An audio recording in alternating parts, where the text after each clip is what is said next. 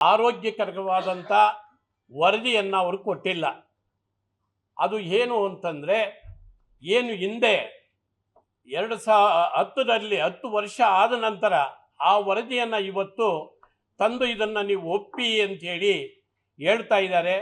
ಆ ವರದಿಯಲ್ಲಿ ನಮ್ಮ ಮಾಧ್ಯಮಗಳಲ್ಲಿ ನಾನು ನೋಡಿದ ಮಟ್ಟಿಗೆ ರಾಜ್ಯ ಜನಾಂಗ ಒಕ್ಕಲಿಗರ ಸಂಘದ ಜನಾಂಗ ಒಂದು 61 ಲಕ್ಷ ಜನ ತೋರಿಸ್ತಾ ಇದೆ.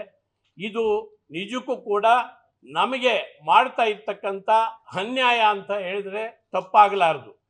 ಯಾತಕ್ಕೆ ಈ ಮಾತು ಹೇಳ್ತೀನಿ ಅಂದರೆ, ಪ್ರತಿ ಒಂದು ತಾಲೂಕುಗಳಲ್ಲೂ MLA ಮತ್ತು MP ಎಲೆಕ್ಷನ್ಗಳು ಆಗುವಂಥ ಸಂದರ್ಭದಲ್ಲಿ ಸಮೀಕ್ಷೆಗಳನ್ನು ನಾವು ನೋಡ್ತಾ ಬಂದಿದ್ದೀರಿ. ಎಲ್ಲ ಕ್ಷೇತ್ರಗಳಲ್ಲಿ ಒಕ್ಕಲಿಗರ ಜನಾಂಗ ಎಷ್ಟು, ಕುರುಬರ ಜನಾಂಗ ಎಷ್ಟು, ಲಿಂಗಾಯತರು ಎಷ್ಟು ಅನ್ನೋದು ನಮಗೆ ಅಲ್ಲೇ ಲೆಕ್ಕ ಸಿಗ್ತದೆ.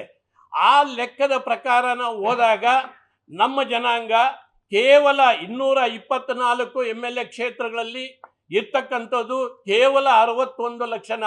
ಒಂದೊಂದು ತಾಲೂಕುಗಳಲ್ಲೂ ಕೂಡ 60,000 ಜನಕ್ಕಿಂತ ಹೆಚ್ಚಿಗೆ 1 ಲಕ್ಷ 1.25 ಲಕ್ಷ ಇರ್ತಕ್ಕಂಥ ಒಂದು ಜನಾಂಗ ಇದು.